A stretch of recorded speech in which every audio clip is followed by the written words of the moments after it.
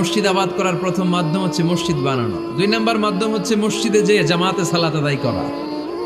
জামাতে সালাতুল জামাআ তাফদুলু সালাতাল ফাযযি বি27 দারাজা। ঘরে নামাজ পড়লে একা একা পড়লে যেই সওয়াব, জামাতে পড়লে ২৭ গুণ বেশি সওয়াব। সুবহানাল্লাহ বলতে পারলেন না? হে নামাজি আমার ঘরে নামাজে পড়ো আজ, দিল মে তোমার চরণ তলে হৃদয় যায় নামাজ। হে নামাজি আমার ঘরে নামাজে পড়ো আজ, দিল মে তোমার চরণ তলে হৃদয় যায় নামাজ। পড়েন আল্লাহু আকবার। কি সুন্দর লিখেছেন কাজী নজরুল ইসলাম। মসজিদ কেমন যেন মসজিদ তার নিজের ভাষায় আল্লাহর কাছে কেঁদে কেঁদে ফরিয়াদ জানায়, আল্লাহ নামাজিরা আমার ঘরে আসে না, কি সুন্দর টাইলস, কি সুন্দর মুসল্লা, কি সুন্দর এয়ার কন্ডিশন, সব আছে কিন্তু মুসল্লি নাই, ঠিক কিনা? মসজিদগুলো আল্লাহর কাছে ফরিয়াদ জানায়। এজন্য আমরা যেন মসজিদমুখী হই। কি মুখী? আওয়াজ করে বলতে হবে, কি মুখী? মসজিদমুখী। তাহলে মসজিদ আবাদের ১ নম্বর পদ্ধতি মসজিদ বানানো। ২ নম্বর মসজিদে বেশি বেশি যে জামাতে সালাত আদায় করা। ৩ নম্বরে মসজিদের সাথে সম্পর্ক জুড়ে দেওয়া, হৃদয়টা যেন সবসময় মসজিদের সাথে লেগে থাকে। আল্লাহর হাবিব সাল্লাল্লাহু আলাইহি ওয়াসাল্লাম বললেন, সাবআতুন ইউযিল্লুহুমুল্লাহু ফি যিল্লিহি ইয়াওমা লা যিল্লা ইল্লা যিল্লু। ৭ শ্রেণীর ব্যক্তিকে আল্লাহ তাআলা কিয়ামতের দিন আরশের নিচে ছায়া দিবে, যেদিন আল্লাহর আরশের ছায়া ছাড়া কোনো ছায়া পৃথিবীতে থাকবে না। সেই দিনটা কি এই দিনের মতো? কিয়ামতের দিনটা আজকের এই দিনের মতো হবে? ৫০,০০০ বছর হবে। এটা লেন্থ, এটা ডিউরেশন। কাআন সাফসাফা লা তারা ফিহা ইওয়াজা ওয়ালা আমতা, লেভেল প্লেইং ফিল্ড, তামার জমিন। একটু কল্পনা করেন তো ওই দিনটা কত ভয়ঙ্কর।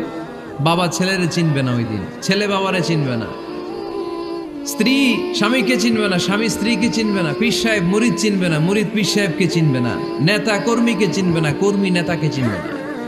হায় হায়, ইয়া নাফসি বলে কাঁদবে।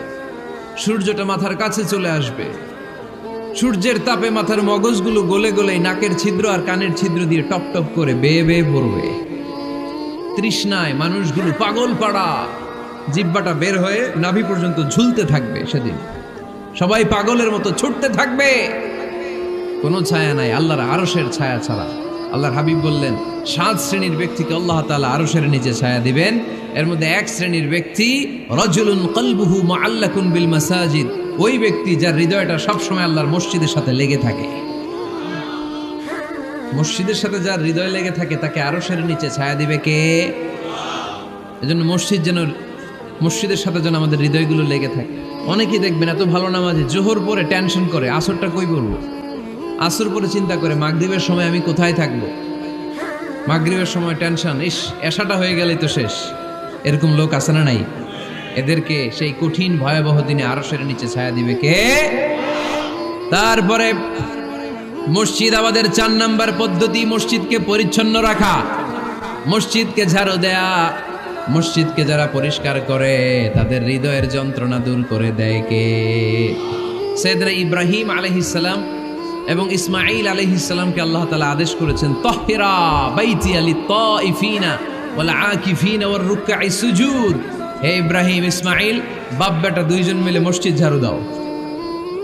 কি ঝাড়ু দাও? মসজিদেরি ঝাড়ু বড়দার ও কমারে হাত শোনো আমারে মুনাজাত। পড়েন, শোনো শোনো ইয়া ইলাহি আমারে মুনাজাত, শোনো আমারে মুনাজাত। পড়েন আমিন। মসজিদ ঝাড়ু দেওয়া মসজিদ আমাদের অন্তর্ভুক্ত। আপনারা কেউ কোনোদিন মসজিদ ঝাড়ু দিয়েছেন নাকি? কে কে দিয়েছেন দেখি? সবাই সবাই মসজিদের খাদেম? মাশাআল্লাহ। আমিও দিছি মসজিদ ঝাড়ু, অনেক দিছি। মাশাআল্লাহ, আল্লাহ তুমি কবুল করো। যাদের হৃদয়ে বড় জ্বালা, ফ্যামিলিতে সুখ নাই, শান্তি নাই, তারা হৃদয়ে প্রশান্তি আনতে চাইলে এতিমখানায় যাবেন, এতিমের মাথায় হাত বুলিয়ে দিবেন, এতিমের মুখে খাবার তুলে দিবেন। আপনার হৃদয়টারে নরম করে দিবে কে? আল্লাহর ঘর মসজিদে যাবেন, নিজ হাতে মসজিদটার একটু পরিষ্কার করে দিবেন, আপনার জীবনটারে উজালা করে দিবে কে? তাহলে এগুলো করার মাধ্যমে আমরা মসজিদের আবাদ করতে চাই। আমরা মসজিদের আবাদকারী হতে চাই কি চাই না? আল্লাহর ঘর মসজিদ আবাদ করার মতো শ্রেষ্ঠ কাজ পৃথিবীতে হতে পারে না।